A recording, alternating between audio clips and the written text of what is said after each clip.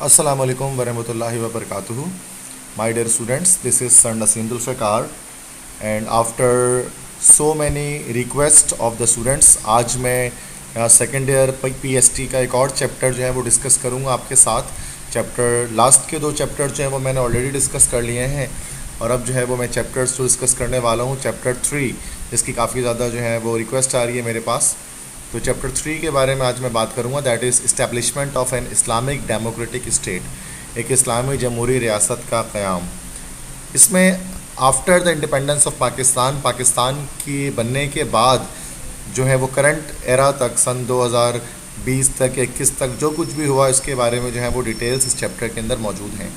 ठीक है, तो इस चैप्टर के अंदर हम कॉन्स्टिट्यूशन के बारे में डिस्कस करेंगे कि किस तरह से कितने मरहलों के साथ गुजर कर पाकिस्तान में जो है वो कॉन्स्टिट्यूशन बनी, और कौन कौन सी वजारतें, कौन कौन से प्राइम मिनिस्टर, प्रेसिडेंट्स वगैरह पाकिस्तान में आए।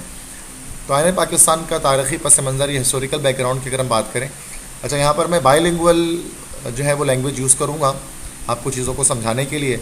बाइलिंगुअल का मतलब ये है कि मैं उर्दू और इंग्लिश दोनों ही इस्तेमाल करूँगा, ताकि वो स्टूडेंट जो उर्दू में जिन्होंने पीएचडी लिया है या जो फिर जिन्होंने इंग्लिश में लिया है, तो वो दोनों को जो है वो इस लेक्चर के बारे में डिटेल्स पता लग जाए। ठीक है, तो सबसे पहले कि तख्लीक़ पाकिस्तान से पहले government of India act of 1935 को पाकिस्तान में लागू किया गया कि जब पाकिस्तान बना, पाकिस्तान आज़ाद हुआ, तो पाकिस्तान के पास अपना कोई आइन नहीं था। तो इंडिया का जो आइन था, ब्रिटिश आइन जो था 1935 का, वो आइन पाकिस्तान में लगाया गया, जिसमें इस्लामिक शकें या इस्लामिक पैक्ट्स वगैरह कुछ भी उसके अंदर मौजूद नहीं थे। तो कायद अज़म ने अपनी 11 अगस्त 1947 की स्पीच में जो कानून साज असम्बली की इफ्तिताही तकरीब के मौके पर बहैसियत सदर ख़िताब किया और आइन को बनाने का आउटलाइन पेश किया। मतलब 11 अगस्त 1947 को पाकिस्तान को तो कायद अज़म जो है वो सदर मुंतखब हुए कॉन्स्टिट्यूंट असम्बली के या कानून साज असम्बली के, और वहाँ उस खिताब में उन्होंने बताया कि पाकिस्तान का आइन किस तर्ज का, ये कैसा होना चाहिए, उसका आउटलाइन पेश किया। लेकिन कायद अज़म उस आइन को बना नहीं पाए, चूँकि 11 सितंबर 1948 को ही कायद अज़म जो है वफ़ात पा गए। तो इस तरह से वो कायद अज़म अपने लोगों को जो है वो कोई आइन नहीं दे पाए। So he was the founder of Pakistan, but he did not succeed in giving an आइन to the people of Pakistan. So then what happened, उसके बाद हुआ हमारे पास ऑब्जेक्टिव रेजोल्यूशन हमारे पास आया, यह करारदाद मकासद जिसको हम कहते हैं 1949 में, जो नवाबज़ादा लियाकत अली ख़ान ने पेश किया। तो उसके कुछ पॉइंट्स थे, मतलब उसमें क्या करना था कि जो इंडियन एक्ट 1935 है उसमें कुछ इस्लामिक एक्ट्स को ऐड करके उसको इस्लामिक जैसा या इस्लामिक रिपब्लिक जैसा जो है वो एक बना देना था, एक आइन। तो फर्स्ट उसका पॉइंट था कि इक़्तिदार अल्लाह ताला के पास होगा, या supreme sovereignty belongs to God, कि इक़्तिदार आला या मुकम्मल ताकत जो है वो अल्लाह ताला के पास होगी पाकिस्तान की रियासत में। दूसरा पॉइंट ये था कि मुल्क में जमहूरियत, आज़ादी, मुसावात, बर्दाश्त और समाजी इंसाफ की बालादस्ती होनी चाहिए, मतलब there must be democracy, freedom, equality, tolerance and social justice in the country. Third point था कि the Muslim should be enable to live their life according to the Quran and Sunnah, कि मुसलमानों को इस काबिल बनाया जाएगा कि वो अपनी ज़िंदगी को इस्लाम के मुताबिक, यानी कुरान और सुन्नत के, कुरान और हदीस के मुताबिक गुजार सकें। फोर्थ पॉइंट था कि minorities are free to follow their religion and develop their cultures, कि अक़लियतों को ये इजाज़त दी जाएगी कि वो आज़ाद है कि वो अपने मज़हब की पैरवी करें, और अपने जो भी सकाफ़त उनकी है, तहज़ीब है, उसकी नशोनुमा करने में भी उनको आज़ादी होगी। नेक्स्ट पॉइंट था कि a federal government will be formed in which provinces will be granted autonomy, कि एक वफाकी तर्ज की हुकूमत बनाई जाएगी, फेडरल गवर्नमेंट बनाई जाएगी, जिसमें हर सूबे को एक ख़ुद मुख्तारी जो है वो दी जाएगी, ऑटोनोमस उनको स्टेट जो है वो दिया जाएगा, कि वो अपने के अगरचे फेडरल सजेस्ट तो ज़रूर करेगी, लेकिन सूबे जो ख़ुद मुख्तार होंगे अपने फ़ैसले को करने में। और नेक्स्ट है fundamental rights shall be guaranteed, कि जो बुनियादी हकूक़ है उनकी ज़मानत दी गई कि वो पाकिस्तानियों को लाजमी मिलेंगे, and judiciary will be free. और 7वां पॉइंट था कि अदलिया जो है वो आज़ाद होगी हर तरह से। तो करारदाद मकासद, ये जो 7 पॉइंट थे ये आपको लिखना होता है। करारदाद मकासद बहुत सिंपल पॉइंट्स थे। तो इंडियन एक्ट 1935 को इस्लामाइज़ किया जा रहा है इसके अंदर। तो ये ना सिर्फ सेकेंड ईयर पीएचडी के स्टूडेंट्स के लिए ज़रूरी है पढ़ना, बल्कि जो सीएसएस के तालिब इल्म हैं या फिर जो भी जर्नल हिस्ट्री से शौक कर रखने वाले जो बच्चे हैं, स्टूडेंट्स हैं, उन सब के लिए मैंने एक इंटरेस्टिंग लेक्चर तैयार किया, ताकि आप सबको ही जो है वो एक एंजॉयमेंट के साथ इंटरेस्टिंग वे पर आपको चीज़ें समझ में आनी शुरू हो जाएँ। जबकि ये चीज़ें देखा जाए तो सारी की सारी सेकेंड ईयर पीएचडी की बुक से ही मैं पढ़ा रहा हूँ। अगर आप बुक को सामने रखिएगा तो आपको ये सारी चीज़ें उसमें एज इट इज़ मिल जाएंगी। करारदाद मकासद के बाद कानून साज असम्बली ने बेसिक प्रिंसिपल्स कमेटी को तश्कील दिया। मतलब कॉन्स्टिट्यूंट असम्बली जो थी उन्होंने बेसिक प्रिंसिपल कमेटी को तश्कील दिया कि इस करारदाद मकासद की बिहाफ पर हम क्या करेंगे, अपना पाकिस्तान का खुद का एक आइन बनाएंगे। ठीक है। तो अब लेकिन अब होता है क्या है कि ये हो नहीं पाता और जमहूरियत के रास्ते में क्या होता है, कुछ रुकावटें कायम होती हैं, कुछ ऑब्स्टिकल्स आते हैं। अब वो ऑब्स्टिकल्स किस तरह से आते हो तो देखें, पॉइंट वाइज मैं समझाता हूँ कि 1951 में सबसे पहले क्या होता है कि लियाकत अली ख़ान जो पाकिस्तान के पहले प्राइम मिनिस्टर हैं उनको शहीद कर दिया जाता है रावलपिंडी में, लियाकत बाग में। उसके बाद ख्वाजा नाज़मुद्दीन, ये मुस्लिम लीग के रुकन थे, वो पाकिस्तान के दूसरे वज़ीर आज़म बनते हैं और वो एक ब्यूरोक्रेट मलिक ग़ुलाम मोहम्मद उसको गवर्नर जनरल बना लेते हैं। गवर्नर जनरल जो है वो मलिक ग़ुलाम मोहम्मद को नॉमिनेट कर देते हैं। तो जिसके बाद से क्या होता है, मुल्क में ब्यूरोक्रेसी का आगाज़ होता है और ब्यूरोक्रेट्स जो है वो पावरफुल होना शुरू होता है कंट्री के अंदर। ठीक है। तो पाकिस्तान में मुख्तलिफ दौर हैं। शुरू का जो पाकिस्तान का दौर था वो ब्यूरोक्रेसी का दौर था, कि ब्यूरोक्रेट्स पावर में है। उसके बाद क्या हुआ कि मिलिट्री और फ़ौज जो है वो ताकत में आना शुरू हो गई और उसके बाद फिर कहीं जाकर जमहूरी दौर पाकिस्तान में आया। तो ब्यूरोक्रेसी का आगाज़ हुआ मलिक ग़ुलाम मोहम्मद के आने से। तो कानून साज असम्बली या कॉन्स्टिट्यूंट असम्बली उस वक्त बेसिक प्रिंसिपल्स कमेटी की रिपोर्ट पर गौर कर रही थी कि किस तरह से ऑब्जेक्टिव रेजोल्यूशन के बुनियाद पर हम जो है वो क्या करें, हम इस आइन को बनाएं, नए आइन को पाकिस्तान के। तो क्या हुआ, गवर्नर जनरल ग़ुलाम मोहम्मद ने, मलिक ग़ुलाम मोहम्मद ने वज़ीर आज़म को उनके ओहदे से हटा दिया। मतलब ख्वाजा नाज़मुद्दीन को प्राइम मिनिस्टरशिप से हटा दिया। तो कि और वजह क्या थी कि उनके मुताबिक आइन की गैर मौजूदगी की बिना पर वज़ीर आज़म की कोई ज़रूरत नहीं है, कि चूँकि आइन ही मौजूद नहीं है मुल्क के अंदर तो वज़ीर आज़म इसके अंदर को जो है वो उसको कोई उसकी ज़रूरत नहीं है, वज़ीर आज़म को नहीं होना चाहिए। चूँकि वो एक ब्यूरोक्रेट थे तो ब्यूरोक्रेसी की बुनियाद पर वो चीज़ों को देख रहे थे कि इंटरनेशनल गवर्नमेंट्स के अंदर क्या होता है। तो उन्होंने क्या किया कि वज़ीर आज़म को हटा दिया और गवर्नर जनरल को ही कानून साज असम्बली का जो है वो सदर बना दिया, ख़ुद को ही आइन साज असम्बली का जो है सदर उन्होंने बना दिया गवर्नर जनरल ने। लेकिन बाद में क्या हुआ, उन्होंने इसी असूल के ख़िलाफ़ जाकर मोहम्मद अली बोगरा को वज़ीर आज़म बना दिया, जो उस वक्त अमेरिका में पाकिस्तानी सफ़ीर थे, एक पाकिस्तानी एम्बेसडर थे मोहम्मद अली बोगरा। तो उनको प्राइम मिनिस्टर बना दिया जबकि उस वक्त भी पाकिस्तान का कोई आइन नहीं था। तो ख्वाजा नाज़मुद्दीन को जो उन्हें हटाया तो इस बेस पर हटाया कि चूँकि आइन नहीं है तो जो है वज़ीर आज़म की ज़रूरत नहीं है। और जब मोहम्मद अली बोगरा को लाए तो उस वक्त भी तो कोई आइन मौजूद नहीं था। तो ये उनकी हिपोक्रेसी थी। तो मोहम्मद अली बोगरा ने आइन साजी के लिए मोहम्मद अली फार्मूला पेश किया, एक फार्मूला कहलाता है मोहम्मद अली फार्मूला, जो उन्होंने कॉन्स्टिट्यूशन को बनाने के लिए पेश किया। मोहम्मद अली बोगरा ने असम्बली में उसके बाद एक करारदाद पेश की जिसमें गवर्नर जनरल के इख्तियारात, मतलब मलिक ग़ुलाम मोहम्मद के इख्तियारात को कम किया गया और उसके असम्बली को तहलील करने के इख्तियारात कम किए गए कि भाई जो गवर्नर जनरल है वो असम्बली को डिसोल्यूट नहीं कर सकता, ख़त्म नहीं कर सकता। इससे पहले कि यह करारदाद मंजूर होती, गवर्नर जनरल ने असम्बली ही तहलील कर दी, मतलब उसने असम्बली ही जो है वो डुबा दी, ख़त्म कर दी असम्बली को। तो मतलब कि मोहम्मद अली बोगरा जो है वो उनकी प्राइम मिनिस्टरशिप को ख़त्म कर दिया। तो स्पीकर असम्बली जो थे मौलवी तमीज़ुद्दीन, जिनके नाम पर एमटी खान रोड है कराची में, तो जिसमें बहरिया कॉलेज नूर 1 है, एमटी खान रोड। तो उन्होंने सिंध हाई कोर्ट में गवर्नर जनरल के ख़िलाफ़ केस दायर कर दिया कि ये कैसे कर सकते हैं ऐसा कि उन्होंने जो है वो असम्बली डिसोल्यूट कर ली, असम्बली ब्रेक कर दी। तो गवर्नर जनरल ने सुप्रीम कोर्ट में अपील की उसके बाद कि भाई मेरे ख़िलाफ़ ये गलत केस हो रहा है। तो चीफ़ जस्टिस मोहम्मद मुनीर थे, तो उन्होंने क्या किया, चीफ़ जस्टिस मोहम्मद मुनीर ने सिंध हाई कोर्ट के फ़ैसले को इस बुनियाद पर रद्द कर दिया कि आइन साज असम्बली आइन को बनाने में नाकाम साबित हो रही है, कि जो कॉन्स्टिट्यूशन असम्बली है तो वो असल में आइन नहीं बना पा रही, आइन बनाने में नाकाम हो रही है। इस वजह से जो है वो सही मलिक ग़ुलाम मोहम्मद ने असम्बली को डिसोल्यूट किया है और सिंध हाई कोर्ट की डिसीजन को रद्द कर दिया सुप्रीम कोर्ट ने, चीफ़ जस्टिस मोहम्मद मुनीर ने।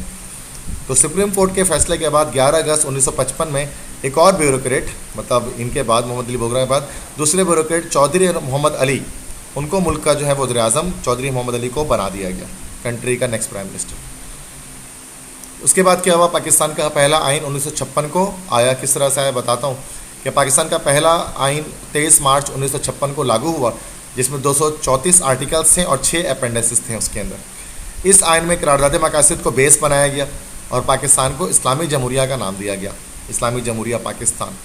तो बेस मतलब प्रील्यूड जो है वो उसको हमने, या प्रीएम्बल कह सकते हैं, कि ऑब्जेक्टिव रेजोल्यूशंस को प्रीएम्बल बनाया गया और पाकिस्तान को इस्लामी जमहूरिया या इस्लामिक रिपब्लिक का नाम 1956 में दिया गया। 1956 के आइन में यह फैसला हुआ कि सरबराह रियासत का मुसलमान होना ज़रूरी है, कि स्टेट ऑफ द के जो हेड ऑफ द स्टेट है वो लाजमी मुसलमान होना चाहिए। तो ये सारे पॉइंट्स थे। इंग्लिश में अगर हम कहें the first constitution of Pakistan was promulgated on 23rd March 1956, and this constitution contains 234 articles and 6 preambles. An objective resolution was included in the preamble of constitution. Pakistan was, and 6 preamble नहीं होगा, there should be 6 appendices.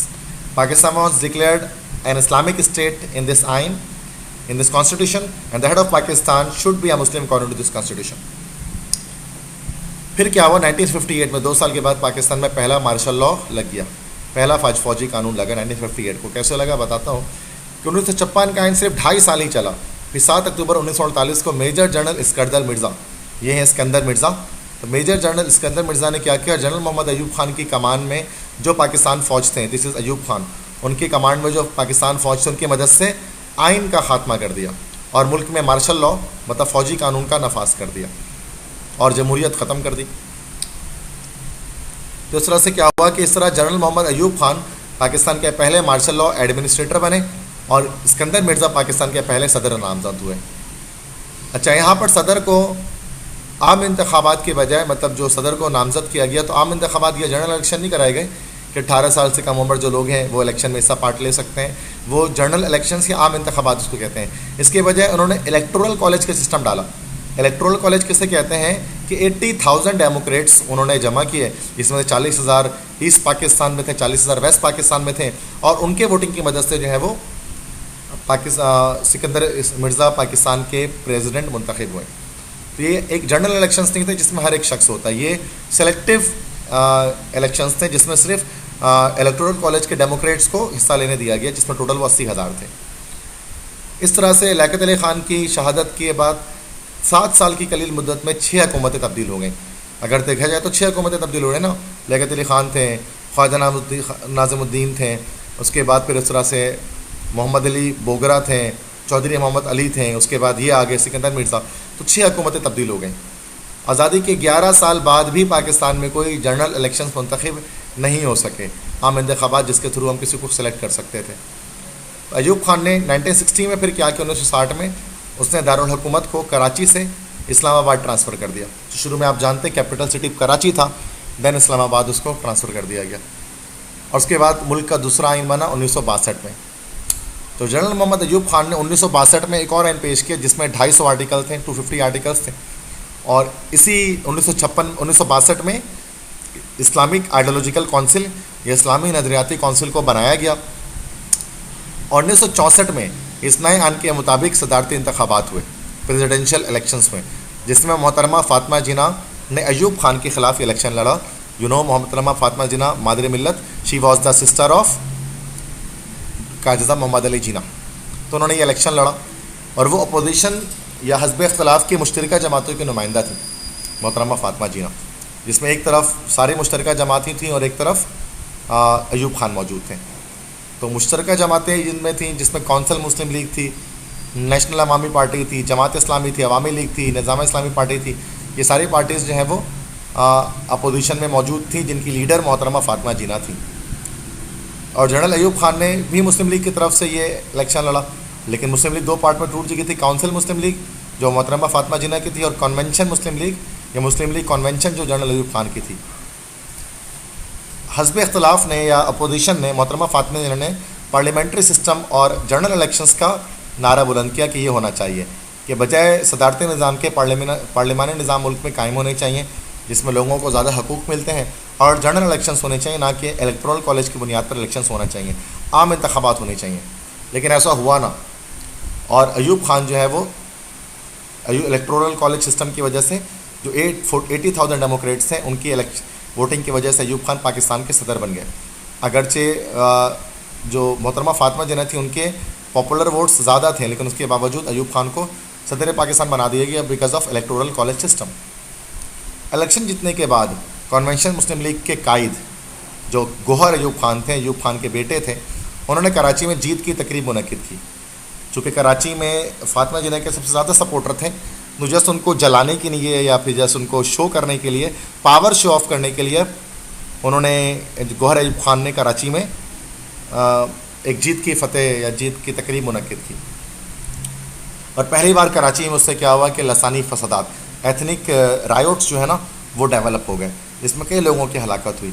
और इन फसादात को Pathan Muhajir फसादात का नाम दिया गया, because मोहतरमा फातिमा जिना वज़ा Muhajir वल अयूब खान वज़ा पठान, तो उसको पठान महाजिर या महाजिर पठान फसादात का नाम दिया गया।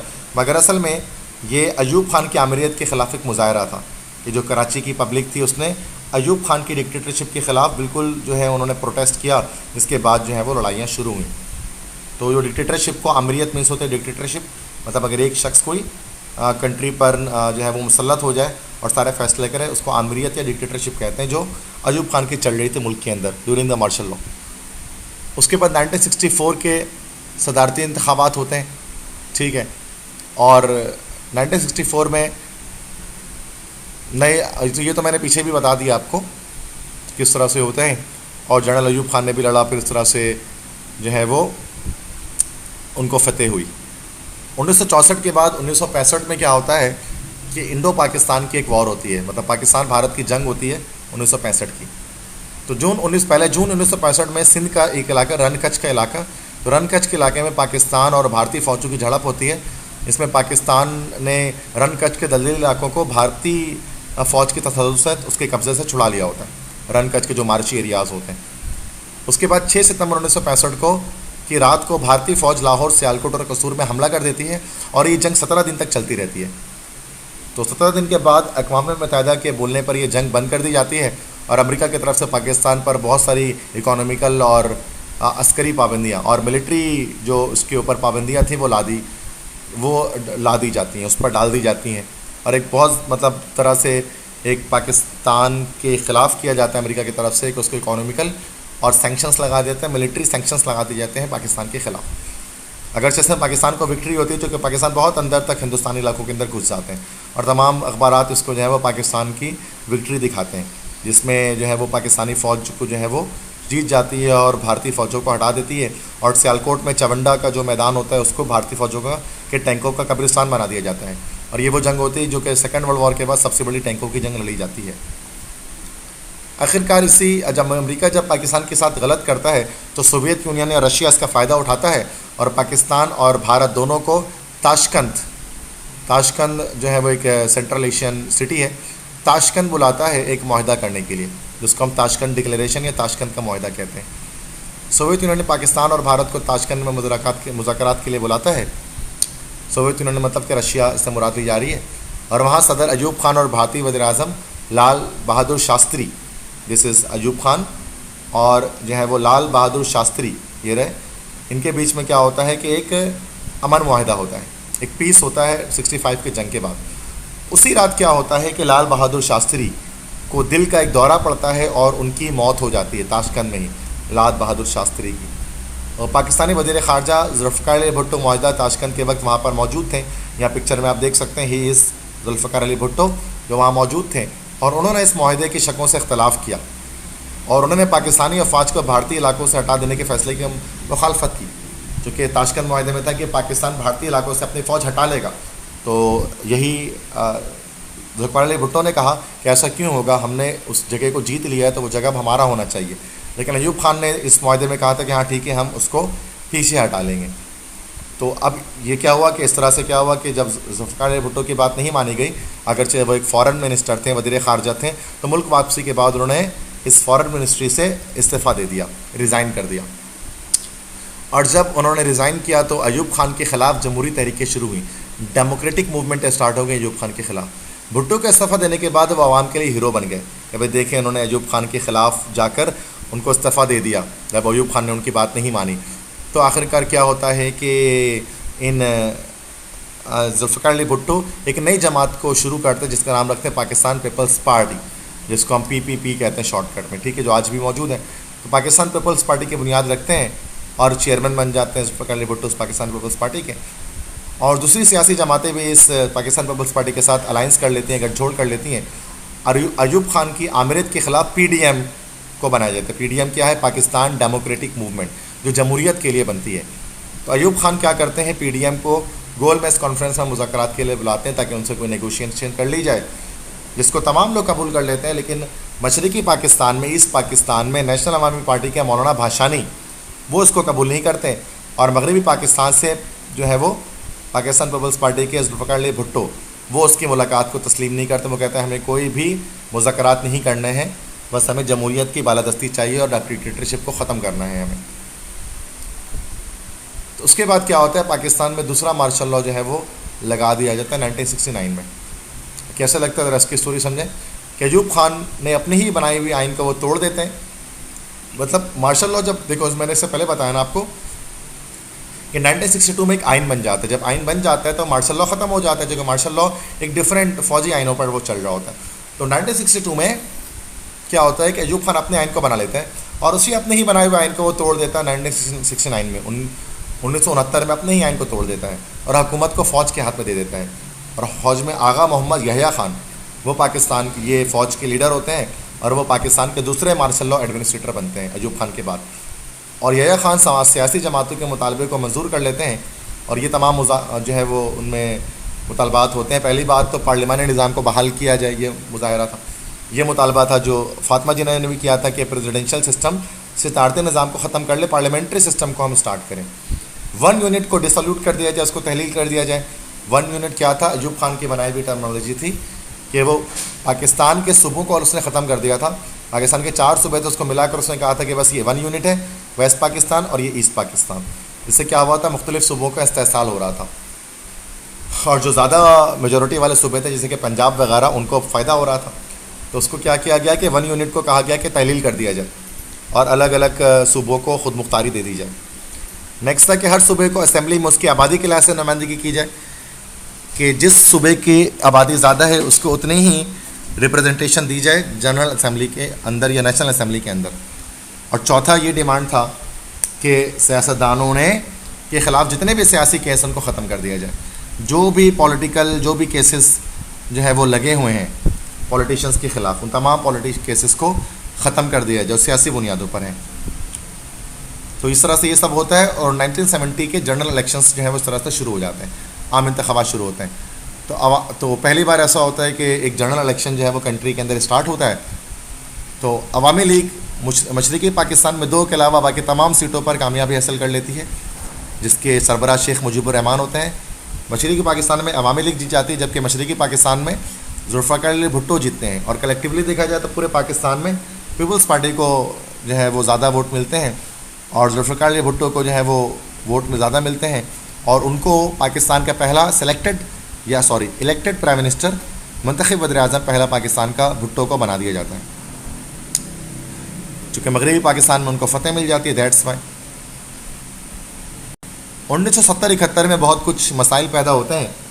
वो मसाइल क्या हैं कि नेशनल असेंबली जो है को 19 दिन के 90 डेज़ के अंदर 90 दिन के अंदर आइन बनाने का वक्त दिया जाता है कि 90 दिन के अंदर आप क्या करें, जो आइन तोड़ा है अयूब खान ने, डिसोल्यूट किया है, मार्शल लॉ चूँकि नफाज था उस वक्त, तो 90 दिन के अंदर अपना आइन बना दें।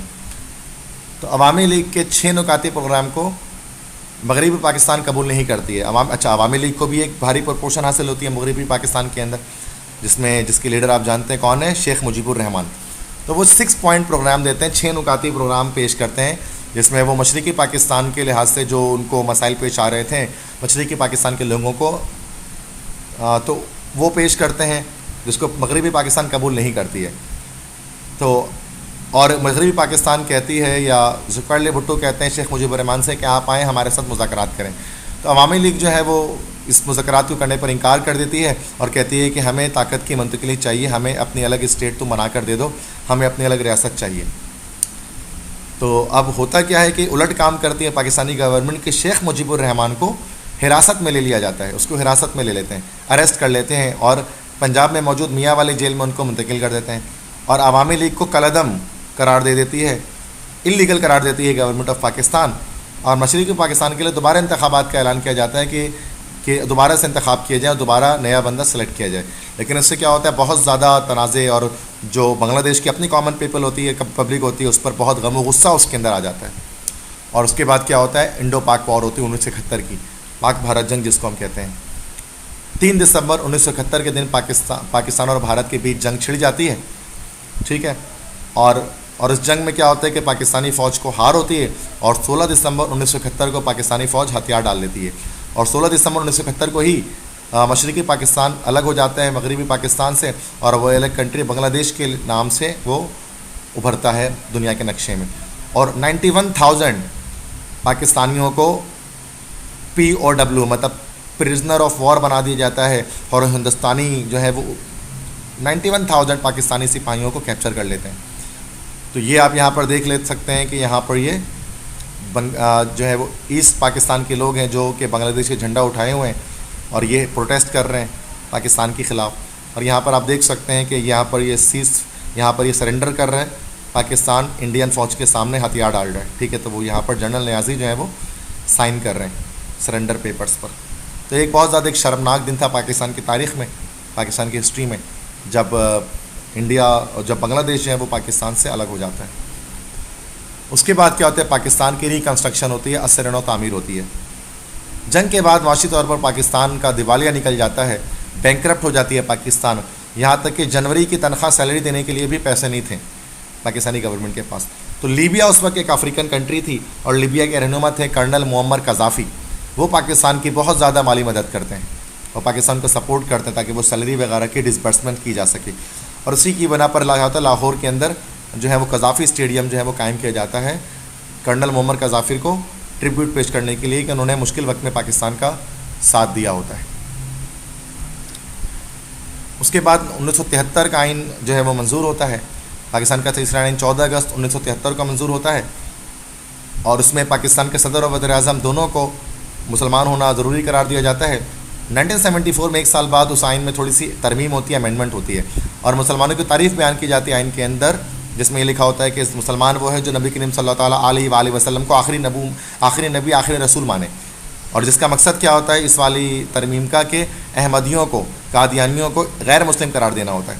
1974 में क्या होता है कि आइन के अंदर अहमदियों को गैर मुस्लिम करार दे दिया जाता है और अखबार में इस तरह से आती है कि कादियानियों को दायरा इस्लाम से खारिज करार दे दिया गया। ये 1974 में ऐसा होता है। फिर 1977 में इलेक्शंस होते हैं और फॉर्मेशन होती है पाकिस्तान नेशनल अलायंस PNA की फॉर्मेशन होती है। देखिए जुल्फ़िकार अली भुट्टो बहुत अच्छा काम करते हैं कि वो रिकन्स्ट्रक्शन करते हैं पाकिस्तान के लिए एटमी प्रोग्राम को स्टार्ट करते हैं और 1974 में लाहौर में पाकिस्तान में इस्लामिक समिट कॉन्फ्रेंस जो है वो मुनक़िद होती है लाहौर में, जिसकी यादगार मौजूद है। दुनिया भर से मुसलमान सरबराहान अलग अलग ममालिक के आते हैं लाहौर में और बादशाही मस्जिद में साथ में नमाज़ पढ़ते हैं। 1970 में शिकस्त खाई जमातों ने जिन्होंने पीपल्स पार्टी से शिकस्त खाई थी, उन जमातों ने पाकिस्तान नेशनल अलायंस PNA का क़याम कर लिया होता है मुस्लिम लीग पाकिस्तान पीपल्स पार्टी के ख़िलाफ़। ये अलायंस 1977 के आम इंतखाबात में हार जाती है और फिर क्या करती हैं, वो पाकिस्तान पीपल्स पार्टी पर धांधली का इल्ज़ाम लगाती हैं और एहतजाज शुरू कर देती हैं, जो बड़े जिसमें जानी नुकसान होते हैं। 800 से ज़्यादा लोग हलाक होते हैं इस एहतजाज में और 3000 से ज़्यादा लोग ज़ख्मी हो जाते हैं। जब ये हालत होती है तो पाकिस्तानी फ़ौज के कमांडर इन चीफ जो उस वक्त हैं जनरल ज़ियाउल हक, वो ये सब देखते हुए मुल्क में तीसरी दफ़ा वो मार्शल लॉ लगा देते हैं। मुल्क में अमन व अमान की खातिर वो दोबारा से जो मार्शल लॉ है वो जनरल ज़ियाउल हक लगा देते हैं और 1973 के भी जो आइन है वो डिसोल्यूट हो जाते हैं, वो ख़त्म हो जाते हैं। इस तरह से पाकिस्तान का तीसरा मार्शल लॉ जो लगता है तो उसके बाद क्या होता है कि जुल्फ़िकार अली भुट्टो को नवाब मोहम्मद अहमद ख़ान की कत्ल के साजिश में मुलव्वस होने पर अरेस्ट कर लिया जाता है और उनको सज़ाए मौत दे दी जाती है कि 4 अप्रैल 1979 को he was sentence to death. उनको सूली पर चढ़ा दिया जाता है जुल्फ़िकार अली भुट्टो को, ठीक है। तो भुट्टो हैंग्ड इन पिंडी के जेल में उनको हैंग कर दिया जाता है, उनको फांसी दे दी जाती है।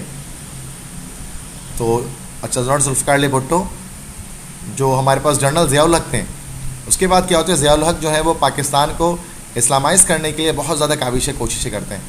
अच्छा, इस्लामाइज़ करने की वजह क्या होती है, चूँकि अमेरिका जो है वो सोवियत अफ़गान वॉर में शिरकत करना चाहता है और उस वक्त अफ़गानिस्तान के अंदर बहुत सारे तालिबान मौजूद थे, तो अमेरिका भी ये चाहता था कि पाकिस्तान में भी इस तरह के मिलिटेंट्स वगैरह बने जो अफ़गानिस्तान में जाकर जिहाद करें।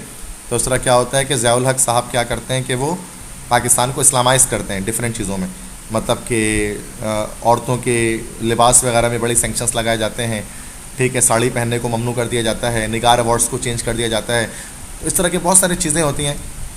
और जिस तरह रोज़े में जो है वो आमतौर पे बाहर खाने पीने से जो है वो मना कर दिया जाता है। इस तरह की बहुत सारी शकें जो हैं वो इस्लामाइज़ करने के लिए ज़ियाउल हक साहब लगाते हैं मुल्क के अंदर। 1985 को क्या होता है, 1985 को इंतखाबात होते हैं, इलेक्शंस होते हैं, मार्शल लॉ का ख़ात्मा होता है। तो 1984 को दिसंबर 1984 को ज़ियाउल हक मार्शल मुल्क से हटा देते हैं और उसके बाद 18वीं तरमीम करते हैं। और 18th अमेंडमेंट में क्या होता है कि वज़ीर-ए-आज़म को सदर के मातहत कर दिया जाता है। 8th अमेंडमेंट जिसको हम कहते हैं, 8वीं तरमीम, उसमें क्या करते हैं कि वज़ीर-ए-आज़म को सदर के मातहत कर देते हैं कि वज़ीर-ए-आज़म की जो ताकतें हैं वो सदर के से कम हो जाएंगी। और 23 मार्च 1985 को ज़ियाउल हक सदर पाकिस्तान के तौर पे हल्फ उठाते हैं और मोहम्मद खान जुनेजो जो किसी पार्टी से बिलोंग नहीं करते थे उनको पाकिस्तान का प्राइम मिनिस्टर बना देते हैं। लेकिन चूँकि 8th अमेंडमेंट की वजह से, सदर होने की वजह से ज़ियाउल हक को ज़्यादा पावर्स हासिल थे, तो मोहम्मद खान जुनेजो को वो वज़ीर-ए-आज़म बना देते हैं।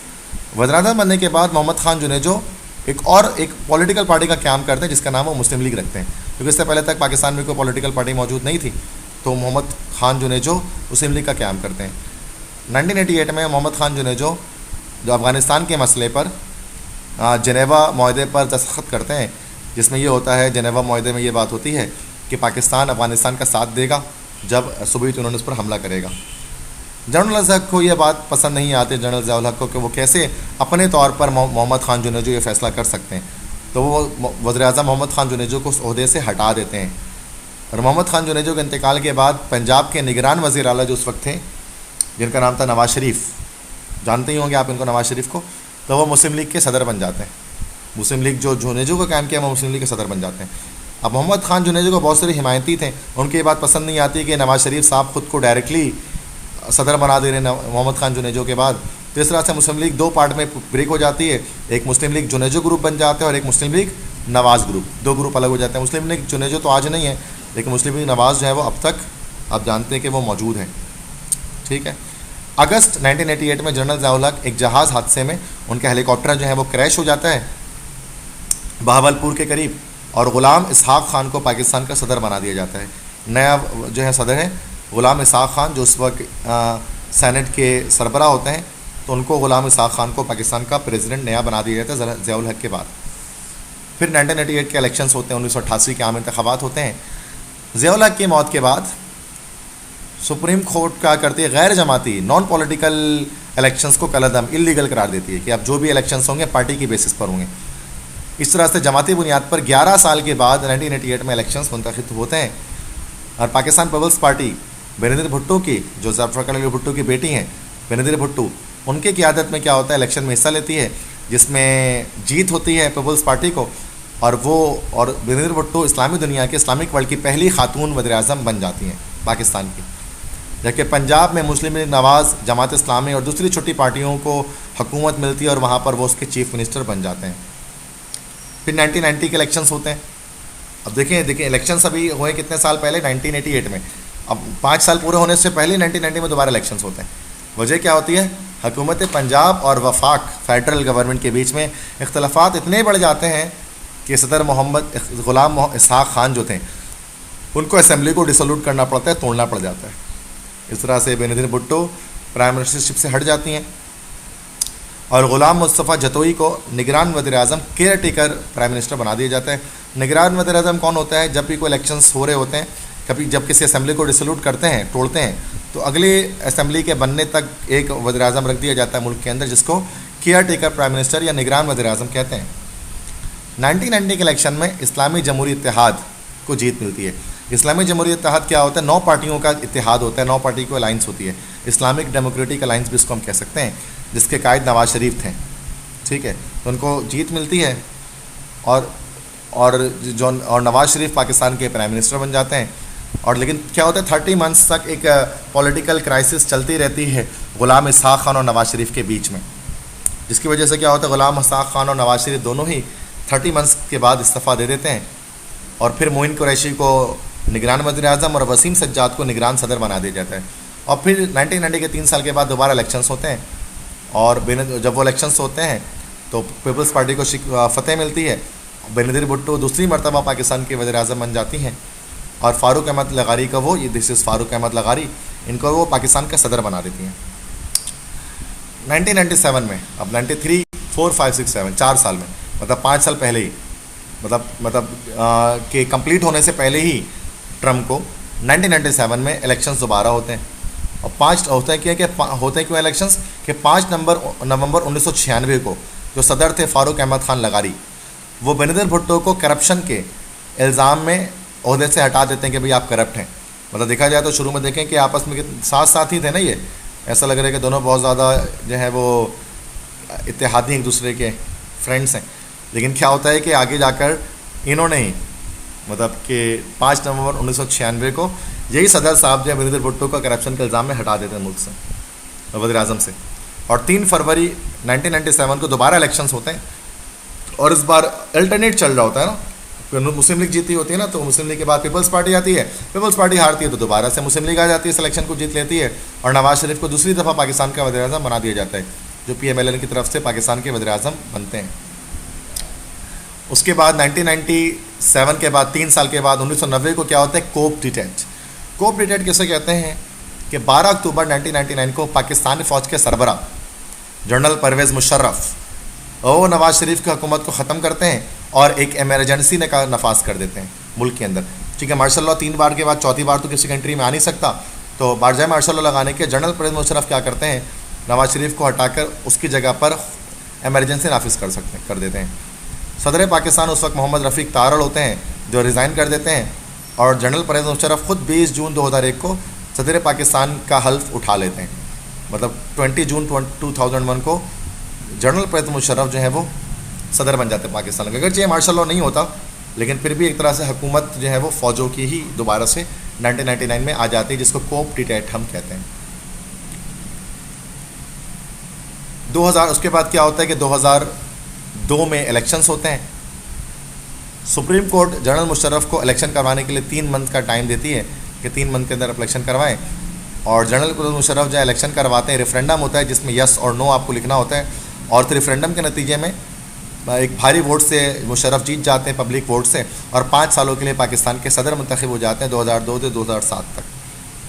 और पहले क्या करते हैं कि अब चूँकि सदर पाकिस्तान थे ये मुशर्रफ, तो ये मीर ज़फ़रुल्लाह खान जमाली को पाकिस्तान का प्राइम मिनिस्टर सेलेक्ट करते हैं। 26 जुलाई 2004 को मीर ज़फ़रुल्लाह खान जमाली इस्तीफ़ा दे देते हैं और उनके बाद नेशनल असम्बली की मेजॉरिटी वोट से 29 जुलाई 2004 को चौधरी शुजात हुसैन, जो चौधरी परवेज़ इलाही के भाई हैं और मुस्लिम लीग कॉफ से बिलोंग करते थे, मुस्लिम लीग कायद आज़म ग्रुप से, इनको पाकिस्तान का वज़ीर आज़म बनाया जाता है। दिन 25 अगस्त 2004 को चौधरी शुजात हुसैन भी क्या करते हैं, इस्तीफ़ा कर देते हैं और नेशनल असम्बली के अक्सरियत वोट से, जो मेजॉरिटी वोट से 28 अगस्त 2004 को शौकत अजीज़ को पाकिस्तान का प्राइम मिनिस्टर बना दिया जाता है। मतलब मुशर्रफ पहले इनको प्राइम मिनिस्टर बनाते हैं, फिर इनका रिज़ाइन होती है, फिर चौधरी शुजात हुसैन को बनाते हैं, फिर उनको रिज़ाइन कर होती है, और देन फिर जो है वो शौकत अजीज़ इनको प्राइम मिनिस्टर बना दिया जाता है 2004 में 25 अगस्त को। देन 2008 के इलेक्शंस होते हैं, तो 15 अक्टूबर 2007 को नेशनल असम्बली का 5 साल का टर्म मुकम्मल होता है और मियाँ मोहम्मद सुमरो को निगरान केयर टेकर वज़ीर आज़म बनाया जाता है। 8 जनवरी 2008 को इंतखाबात कराने का मंसूबा बनाया जाता है कि भाई हम इंतखाबात कराएंगे 8 जनवरी को, लेकिन उससे पहले 27 अक्टूबर को क्या होता है कि पाकिस्तानी पीपल्स पार्टी की चेयरमैन मोहतरमा बेनज़ीर भुट्टो को रावलपिंडी में लियाकत बाग में गोली मार दी जाती है और उनको शहीद कर दिया जाता है, सेम उसी मकाम पर जहाँ पर लियाकत अली ख़ान को शहीद किया गया था, जो लेक्चर के स्टार्ट में मैंने आपको बताया। तो इंतखाबात क्या होते हैं, इलेक्शंस क्या होते हैं भाई, मुलतवी हो जाते हैं, पोस्टपोन हो जाते हैं, और मुलतवी होने के बाद बजाय 8 जनवरी के 18 फरवरी 2008 को होते हैं, जिसमें पाकिस्तान पीपल्स पार्टी को फतेह होती है और यूसुफ रज़ा गिलानी 25 मार्च 2008 को पाकिस्तान के वज़ीर आज़म बनते हैं, जो पीपल्स पार्टी से बिलोंग करते थे। और परवेज़ मुशर्रफ ने 18 अगस्त 2008 को सदर के ओहदे से वो इस्तीफ़ा दे देते हैं और 6 सितंबर 2008 को सदर पाकिस्तान का इलेक्शन होता है, जिसके बाद 9 सितंबर 2008 को बेनज़ीर भुट्टो के शौहर हस्बैंड आसिफ अली जरदारी, जो कि चेयरमैन थे पाकिस्तान पीपल्स पार्टी के, उनको पाकिस्तान का सदर बना दिया जाता है। 19 जून 2012 को सैयद यूसुफ रज़ा गिलानी को सुप्रीम कोर्ट के फैसले पर वज़ीर आज़म के ओहदे से हटा दिया जाता है और 22 जून 2012 को कौमी असम्बली की अक्सरियत वोट से राजा परवेज़ अशरफ उनको पाकिस्तान का वज़ीर आज़म बना दिया जाता है यूसुफ रज़ा गिलानी के बाद। फिर 2013 में इलेक्शन हमारे पास होते हैं, तो 16 मार्च 2013 को नेशनल असम्बली का 5 साल की मुद्दत पूरा होता है और ये वाहिद असम्बली होती है जिस 5 साल कंप्लीट अपनी टर्म पूरी करती है, ऐसे जमहूरी हुकूमत होती है आसिफ अली जरदारी साहब की। जस्टिस रिटायर्ड हज़ार खान खोसो को 25 मार्च 2012 को केयर टेकर प्राइम मिनिस्टर बना दिया जाता है कि जब तक इलेक्शंस हो जाएंगे ये क्रिएटर के प्राइम मिनिस्टर रहेंगे। और 11 मई 2013 को आम इंतखाबात होते हैं, जनरल इलेक्शंस होते हैं, जिनमें मुस्लिम लीग नवाज़ को, क्योंकि आपको जानते हैं ना कि ये लाजमी क्या चल रहा है, इस तरह से ये पैरेलल चल रहा है। मुस्लिम लीग पहले आपके पास पीपल्स पार्टी आई, फिर मुस्लिम लीग, फिर पीपल्स पार्टी आई, फिर मुस्लिम लीग, ठीक है, उसके बाद जो है वो फिर पीपल्स पार्टी या दोबारा मुस्लिम लीग। इस तरह से क्या हो रहा है कि अल्टरनेट वे पर मुस्लिम लीग और नवाज़ की हुकूमत आ रही है। 11 मई 2013 को जनरल इलेक्शंस होते हैं, जिसमें मुस्लिम लीग नवाज़ को जीत होती है, वो जीत जाती है और नवाज़ शरीफ को तीसरी बार पाकिस्तान का वज़ीर आज़म बना दिया जाता है। थर्ड टाइम वो पाकिस्तान के प्राइम मिनिस्टर बन जाते हैं नवाज़ शरीफ, ठीक है जी। और 9 सितंबर 2013 को आसिफ अली जरदारी की सदारत के 5 साल मुकम्मल होते हैं और ममनून हुसैन को पाकिस्तान का अगला सदर बना दिया जाता है। और सुप्रीम कोर्ट क्या करती है, 28 जुलाई 2017 को नवाज़ शरीफ को पनामा केस की वजह से नाअहल करार देकर वज़ीर-ए-आज़म के ओहदे से हटा देती है। और शाहिद खान अब्बासी को 1 अगस्त 2017 को उनकी जगह पर, नवाज़ शरीफ की जगह पर चुन लिया जाता है वज़ीर-ए-आज़म। फिर आखिरकार 2018 के इलेक्शंस होते हैं जो रिसेंट अभी हुए थे। 25 जुलाई 2018 को मुल्क में आम इंतखाबात हुए, जिसमें PTI के इमरान खान उनको फतेह मिलती है और 5 सालों के लिए वो प्राइम मिनिस्टर पाकिस्तान के चुन लिए जाते हैं। और डॉक्टर आरिफ अलवी को पाकिस्तान का प्राइम मिनिस्टर मुंतखब किया जाता है। तो स्टूडेंट्स, ये थी पाकिस्तान बनने से लेकर सन 2018 तक की जो है पूरी स्टोरी, जो कि चैप्टर 3 सेकेंड ईयर के PST मुताला पाकिस्तान में मौजूद है। आई होप सो कि जिस तरह से मैंने आपको बताया है, आपको चीज़ें क्रोनोलॉजिकल वाइज आपको चीज़ें समझ में आई होंगी कि किस तरह से पाकिस्तान के अंदर चपकलिशें रही हैं, किस तरह से पाकिस्तान में डेमोक्रेसी बार बार फेल होती रही है, डिक्टेटरशिप आती रही है और फिर कभी डेमोक्रेसी आ जाती है। ये सारी चीज़ें आई होप सो कि आपको पसंद आई होंगी। तो ये चैप्टर 3 मैंने कंप्लीट कर दिया सेकेंड ईयर PST का। अगर आपको मेरा लेक्चर पसंद आया हो तो लेक्चर को लाइक करें और चैनल को सब्सक्राइब करें और अपने फ्रेंड्स के साथ ज़्यादा से ज़्यादा इन लेक्चर्स को शेयर करें, ठीक है। तो काफ़ी ज़्यादा मेहनत होती है, काफ़ी टाइम लगता है इन लेक्चर्स को तैयार करने में, जैसे आपके रिक्वेस्ट पर मैं तैयार कर रहा होता हूँ। तो मैं आपसे रिक्वेस्ट करता हूँ कि आप भी क्या करें, मेरे चैनल को ज़्यादा से ज़्यादा अपने school, college, friends, coaching friends के साथ शेयर करें। इंशाल्लाह दोबारा मुलाकात होगी नए लेक्चर के साथ। तब तक के लिए अपने टीचर सर नसीम जुल्फ़िकार को इजाज़त दें। अल्लाह निगहबान।